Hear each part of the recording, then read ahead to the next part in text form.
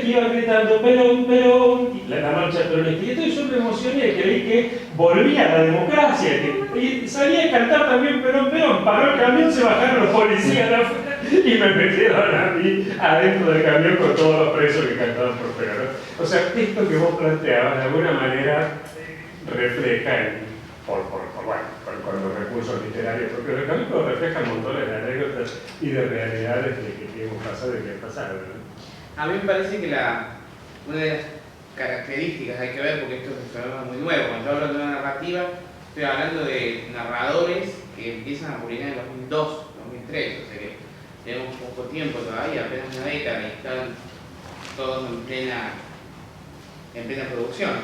En buena medida tiene que ver con esto que Cush hablaba de las habladurías, es decir, esta narrativa está recogiendo este tipo de anécdotas y la está constituyendo, articulando con una multiplicidad de líneas de sentido que dicen la historia desde el otro lado, ¿sí? Entonces, el relato del peronismo no pasa ni por la experiencia del sujeto, escritor, autor, lo que sea, como simplificarlo, ni tampoco por el relato institucional del peronismo, sino por esta multiplicidad de sentidos que tienen que ver con este sujeto cultural, que por supuesto va a construir una historia de la alteridad.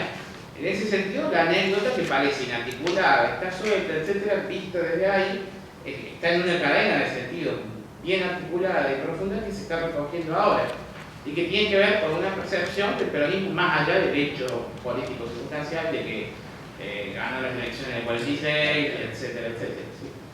Me parece interesante porque en ese sentido la literatura está replanteando la relación, digamos, nuevamente, esta producción de literatura y política a partir de esto, y no desde la bajada de una tesis política, una narrativa, etc. Esto me parece bastante novedoso, me parece que hace cadena con lo que pasó a fines del siglo XIX con Martín Fierro, estas cosas más que uno puede explorar en la literatura. Yo tengo una pregunta para Claudio. No, cuando hablaste, digamos, de la resistencia, por supuesto que siempre hay una crítica al arte como una actividad meramente conceptual, porque para eso hacemos un ensayo filosófico que no tiene que tener esa actividad, entonces por lo tanto no es comunicadora, transmisor, o sea, que transmite un conocimiento, porque hay otros métodos para hacer eso que no va por el arte. Pero vos hablaste después del cumplimiento, de lo beligerante que tiene, de incluso la ceremonia. Hay un aura, por supuesto, en el ámbito artístico, pero no está sacralizando en cierta forma al arte con ese vocabulario. A ver, dos cositas, porque da para mucho, me parece, ¿no? Por un lado habría que volver, cosa que creo que no está la persona que hoy a la mañana planteaba la cuestión también de lo sacro, ¿no? Por lo menos en términos de Cush, ¿no? Y la relación con lo sagrado. Y ahora vuelvo. Y por otro lado está esto del conocimiento. Yo creo que tenemos que en esto también poder diferenciar algunas cosas. Cuando yo lo planteo en términos relegantes, ¿sí? Este acto, digamos, esta vuelta, este movimiento, este retorno, digamos, de lo ceremonial, no lo estoy diciendo en términos relegantes en tanto que religioso, ¿sí? Punto número uno. Estoy intentando dar cuenta de eso, de un modo de articulación de lo uno con lo absoluto, ¿sí? Estoy intentando dar cuenta de lo que me parece plantea Cush como una relación, una vinculación, digamos, ¿no? Con un espacio cosa absoluto. Con lo cual, si lo sacralizo, lo hago, pero en términos del sacrificio, lo sacro como sacrificio, diría Cush, ¿no? En La negación en el pensamiento popular me parece que él es muy claro, ¿sí? Hay que descender hasta lo más hondo, eso implica, y termina diciendo, es menester saber en nombre de qué vale la pena el sacrificio, que me parece que es mucho más minucioso de lo que pueda parecer a simple vista, ¿no? Porque por un lado está la cuestión del nombre, hay que saber el nombre, ¿sí? Hay que ponerle nombre, ¿no?, a lo accionado, hay que poder nombrarlo. Pero por otro lado está la cuestión de la pena, ¿sí?, que para mi gusto, si se me permite meterme en una disciplina que no es mi especialidad y que es la literatura, ¿sí?, es la misma manera en que aparece el concepto de pena en un autor como Leopoldo Marechal, ¿sí? Es decir, esa pena, que es efecto, Marechal diría, del número 2. Del número 2 nace la pena, ¿no? Termina el poema del amor navegante. Bueno, ese mismo Marechal que fue el que planteaba, bueno, un día la pampa se abrirá de piernas y parirá una metafísica, ¿sí?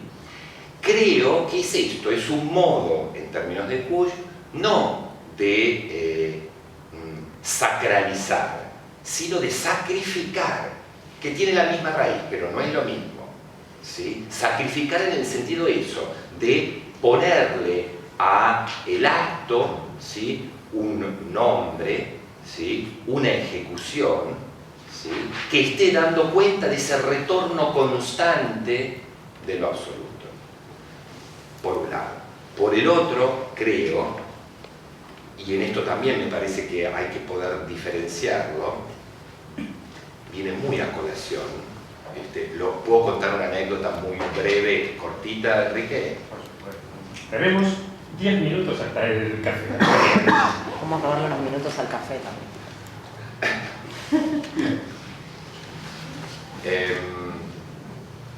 El día 17 de febrero próximo, hace muy poquitito, ¿sí?, algunas personas aquí presentes ya se las conté, así que la hago breve, ¿sí?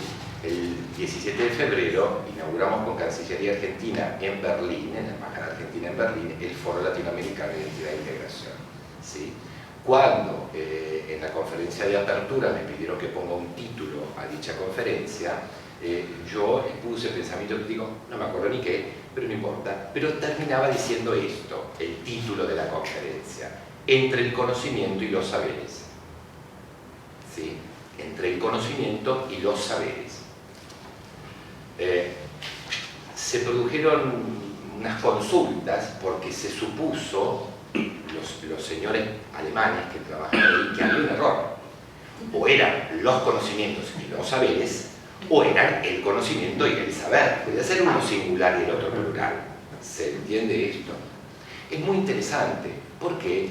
Porque cuando yo digo, o mejor dicho, cuando tomo lo que dice Deleuze de que el arte no es un medio de comunicación, ¿sí?, me estoy refiriendo justamente a un posicionamiento crítico, compensar estos modos de exponer el orden de la realidad en términos de conocimiento, ¿sí?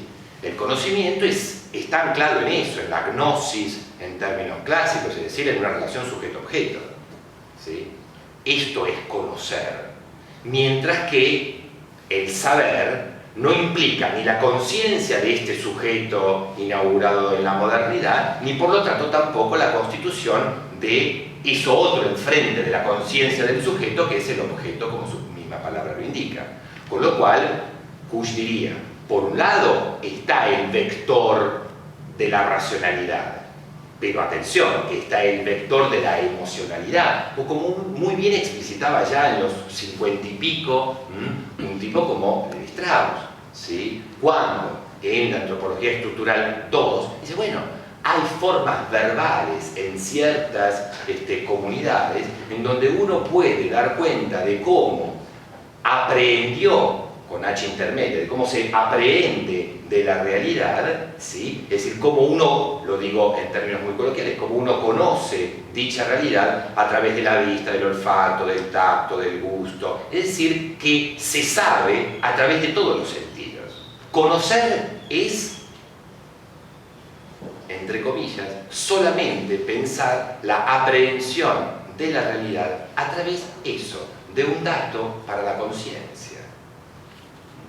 Con lo cual, si hay una posibilidad de ubicar, digamos, el acto artístico, por lo menos en términos cuyianos, sin lugar a dudas, son modos de saber de la realidad, pero no modos de conocimiento.